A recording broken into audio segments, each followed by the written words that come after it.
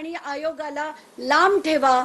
याच्या पुढचे जे येतील महिला आयोगाच्या अध्यक्षा त्या एक IPS ऑफिसर किंवा एक रिटायर्ड जज यांचीच नियुक्ती करा, म्हणजे खरोखर महाराष्ट्राच्या महिलांना न्याय मिळेल.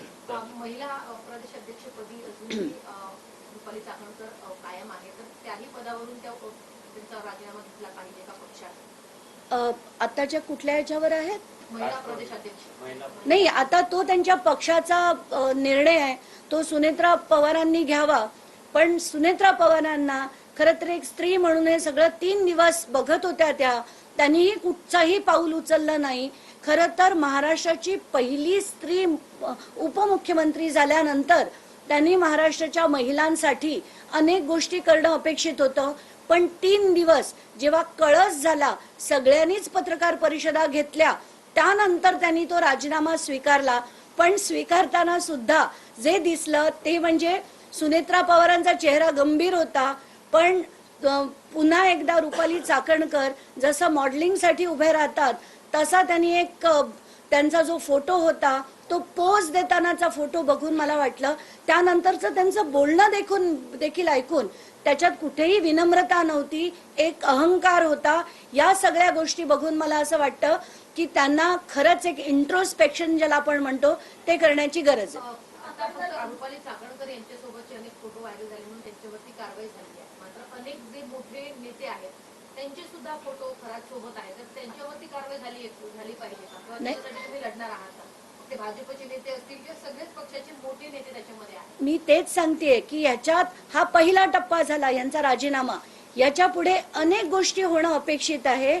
एक म्हणजे हे सगळे जे राजकारणी ते ओशनो जलसाठी गाड्या पाठवायचे, हेलिकॉप्टर पाठवायचे, तिथे म्हणजे उठता बसता शिर्डीच्या नावाखाली तिथे त्यांच्या त्या मंदिरात जाऊन यांचं सो कॉल्ड खरातांचं, त्यांच्या गुरुजींचं, कोणाच्या पप्पांचं, या सगळ्यांचं दर्शन घ्यायचे. तर या सगळ्यांची नावं बाहेर आली पाहिजेत. आणि एक विकास दिवटे नावाचं ज्याची आत्महत्या झाली, ज्याची केस शिर्डी पोलीस स्टेशनला रजिस्टर्ड होती आणि ती केस बंद करण्यात आली, ती केस सुद्धा परत रिओपन करण्याची गरज आहे. आणि असं सविस्तर पत्र मी सदानंद दातेंना पाठवणार.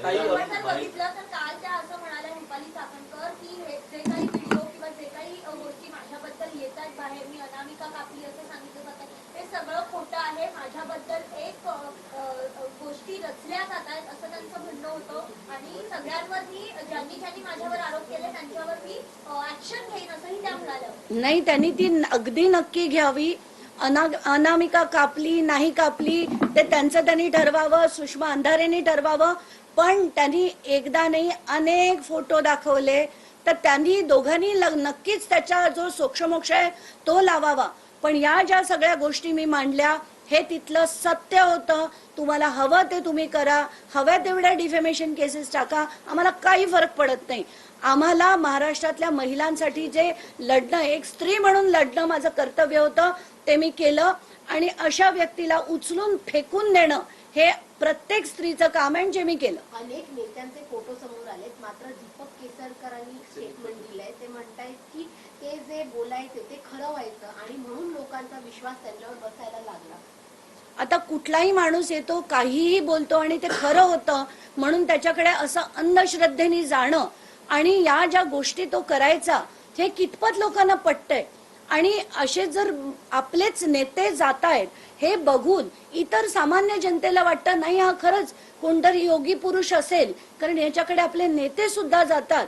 तर आपण या सगळ्या अंधश्रद्धांना, या सगळ्या गोष्टींना कुठेतरी आळा घालणं गरजेचं आहे, असं या नेत्यांना का वाटत नाही हेच मला कळत नाही. हाच मुद्दा आहे की महाराष्ट्राला पुरोगामी राज्य म्हणून बोललं जातं.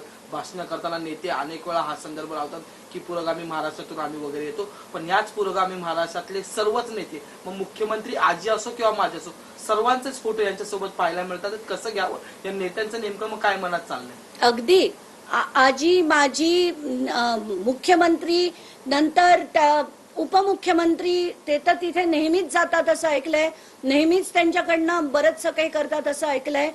आताच्या घटनेला मला हाच संदेश द्यायचा आहे की एक तर लोकांनी यांना मी भोंदू बाबा नाही म्हणणार, हे अतिशय विकृत बाबा होते.